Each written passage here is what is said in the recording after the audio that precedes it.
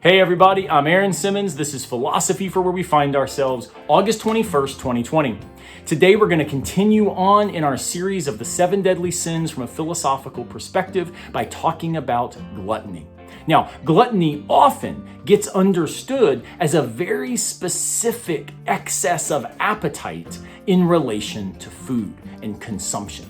But I want to suggest that philosophy actually allows us to expand that idea out in ways that make gluttony a worry that we should actually recognize as a temptation more broadly in our lives. Gluttony, I want to suggest, is when we allow ourselves to be controlled by a logic of more than. In other words, we always need more than we have. Overcoming gluttony requires that we engage in a logic of enough. I have enough. This amount would be enough for the desire to be fulfilled. The difference between the enough logic and the more than logic is actually something that we can see both in popular culture and also in philosophical texts.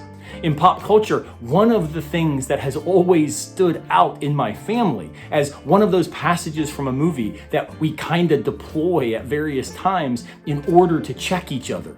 It's from the movie Sabrina, the old Harrison Ford movie that came out years and years and years ago.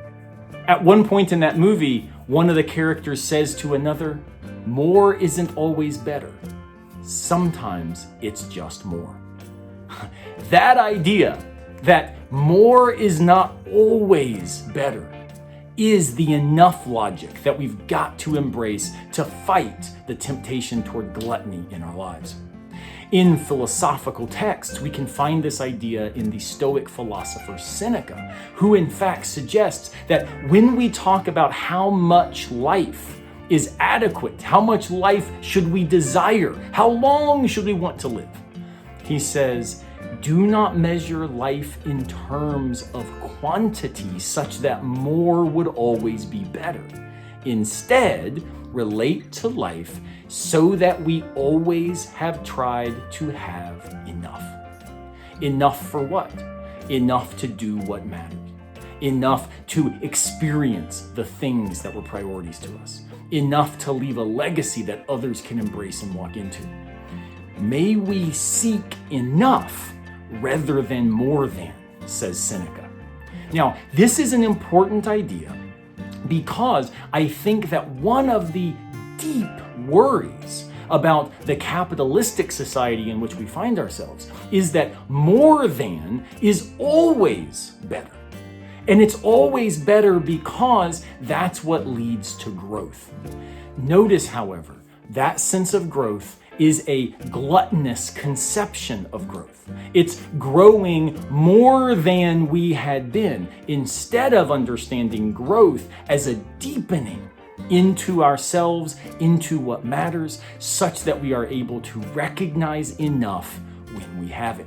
Now, I don't want to suggest that somehow wanting more is always bad.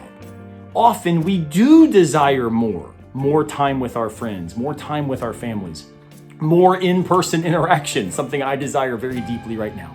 But it is the case that when we relate to the more, we've got to understand that more gets conditioned by accepting what enough would look like. Rather than trying always to get more just because it's quantitatively adding on, we want more because we want to enliven and enrichen what enough actually involves. So I hope this is helpful. Let's think about how we can avoid gluttony, not by just eating less, say, but by understanding less might often be more, because more is not always better. Sometimes it's just more. Take care. I'll see you next time, unless a piano falls on our heads.